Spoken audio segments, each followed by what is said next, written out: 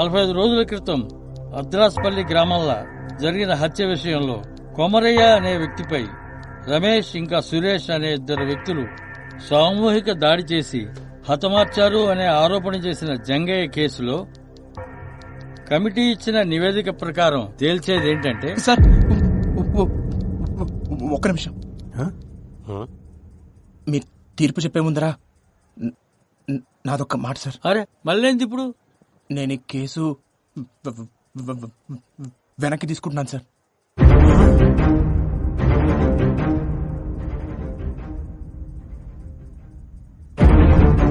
ఏంది? అవు సార్, నేను ఈ కేసు వెనక్కి తీసుకుంటున్నా. నా కాళ్ళ మీద కోపం లేదు సార్. ఇప్పుడు వాళ్ళకి శిక్ష పడినా మా అన్నైతే తిరిగి అడగదు సార్. ఇంకో కుటుంబం రోడ్డున పడుతుంది గంతే.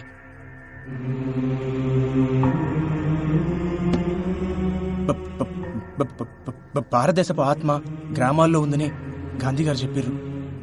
కానీ మన గ్రామాల్లో ఉన్నది మూఢనమ్మకాలు, పిచ్చి పద్ధతులు ఉండాలి సార్. కానీ అవి ప్యానల్ పోయినీకి గాని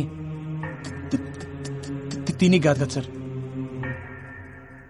ఒక మనిషి కోపానికి 10 మంది బలం తోడినంత మాత్రాన ఎవరినైనా చంపేస్తారా? ఊరంతా కలిసి ఒక్కడిని చంపుడేంది సార్?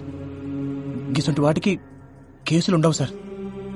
దొమ్మి కేసు కింద తీసిపడేస్తారు సార్. దయచేసి ఒక కొత్త చట్టం తీసుకురండి సార్.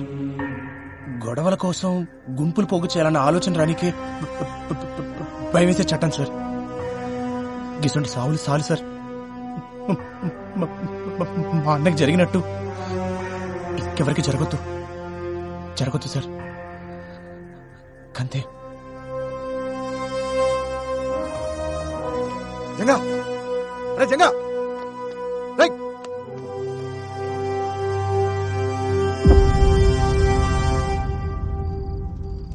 ఎవరు ఊహించని రీతిలో అనూహ్యంగా వెనుదిరిగిన జంగయ్య నిన్నటిదాకా అన్న కొమరయ్య కోసం పోరాడిందంతా డబ్బులు చేసుకోవడానికేనా? ఇదివరకే కవిత అన్నల దగ్గర 50,000 తీసుకున్నట్లు కోర్టులో అతనే ఒప్పుకున్నాడు. ఈసారి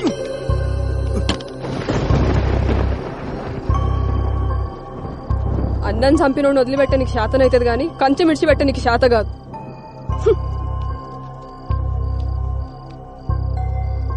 అయినా పానం పెట్టి పెంచినోడిని పట్టించుకోకుండా ఎట్లుంటారు?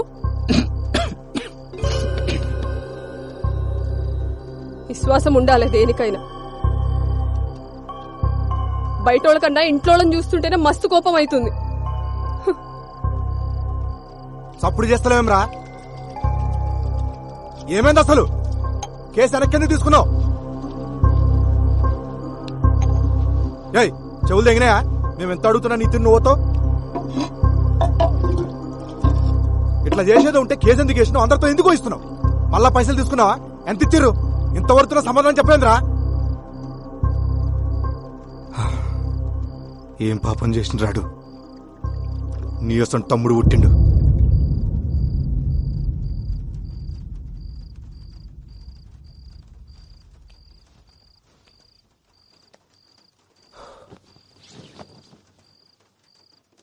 అంతా అన్నే చేసిండు.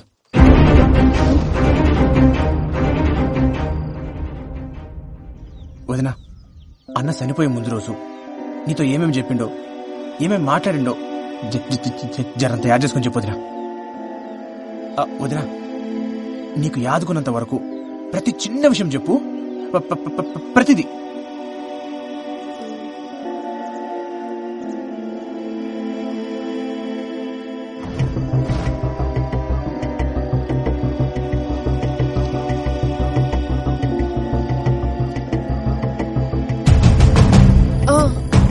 ఆ రోజు పైసలు ఇస్తుంటే చూసిన చేతికి రక్తం వస్తుండే. ఏదో దెబ్బ తాకిందన్నాడు. రక్తమా? ఈయనకెళ్ళి ఈడు దాకా.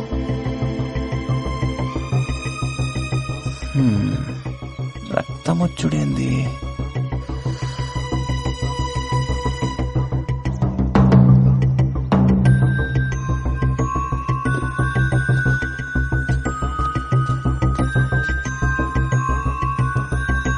వదినా ఏ చేతికి?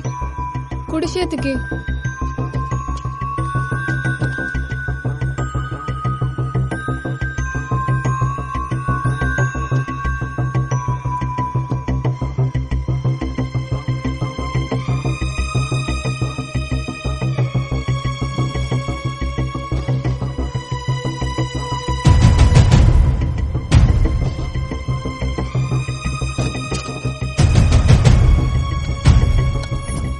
ఓకే మేడం, సాయంత్రికలు రెడీ అయిపోతాయి, నేను చూసుకుంటా.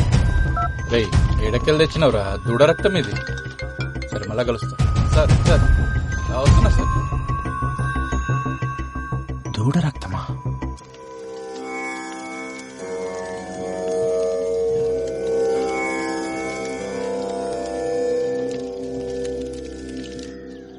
రేణుకావతారం ఇది చాలా భయంకరమైనది. ఈ ప్రక్రియను చేయాలంటే ఆరితేరిన మంత్రగాళ్ళకే సాధ్యమవుతుంది. ఇది ఎట్లా చేస్తారు స్వామి? ఇది చేతబడులన్నిట్లోనూ చాలా ప్రమాదకరమైంది. ఎవరి మీదైతే ప్రయోగించాలనుకుంటారో వాళ్ల తల వెంట్రుకలు, కట్టిన బట్ట, కాళ్ల కింద మట్టి, వీటన్నిటినీ ఒక పిండి బొమ్మకు అలంకరించి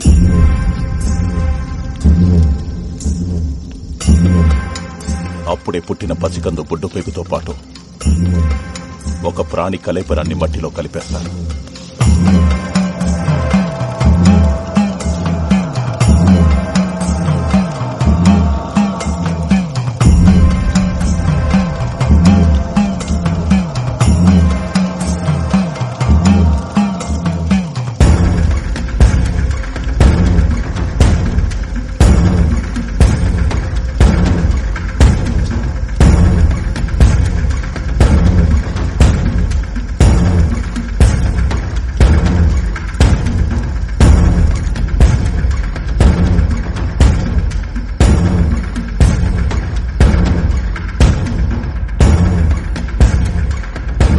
తను అనుకున్నది పూర్తయ్యాక ఒక లేగదూడని బలివ్వడంతో మొదటి దశ పూర్తవుతుంది. తర్వాతి దశ ప్రయోగించినవాడు వాడి ప్రాణాలు కాపాడుకోవడానికి చేసే ప్రక్రియ. రేణుకావతారం చాలా ప్రమాదకరమైంది కాబట్టి తిప్పికొట్టే అవకాశాలే ఎక్కువ. ఇది ఎవరి మీదైతే ప్రయోగించబడుతుందో వారి చేతి దగ్గరే చేయాలి. తనవి కాని పాదరక్షలు మాత్రమే ధరించి దిగంబరుడిగా ఉండి నియమాలు ఆచరిస్తూ పూజను పూర్తి చేయాలి. అప్పుడు గాని ఆ రేణుకా శాంతించదు. అసలు ఇట్లా చేతబడి చేసే వాళ్ళకి నియమాలుంటాయా? చాలా నియమాలున్నాయి. ప్రతి గురువారం 108 బిందెలతో తలస్నానం చేయాలి. ఇంటి గుమ్మానికెప్పుడూ నిమ్మకాయలుండాలి. రంగు మారిన నిమ్మకాయలు అనర్థానికి సంకేతం. మంచానికి అడ్డంగా పడుకోకూడదు. చేతబడి సమయంలో పూజ పూర్తయ్యే వరకు సంభోగించకూడదు. ఈ అల్పాన చూస్తుందే నేను పండుకుంటా.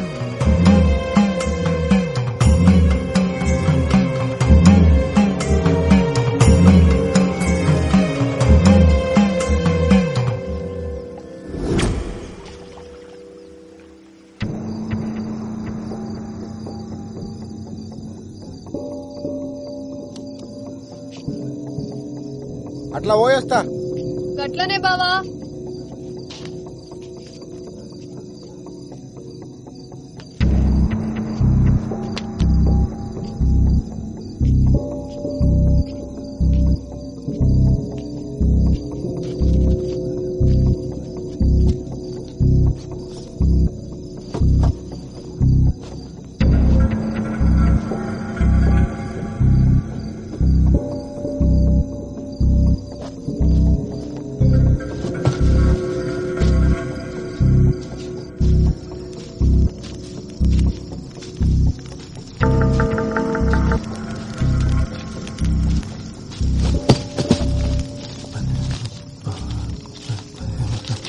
ఏమరా మళ్ళీ పండగ కూడా ఇంటికి పోలే? పోతున్నా అన్నా. మళ్ళీ చిన్న సాయం కావాలి. ఓ అరగంట సేపు ఎవరు రాకుండా చూసుకో. మళ్ళా జరిగింది మొత్తం మర్చిపోవాలి. పైసలు ఇస్తా. సరే అన్నా.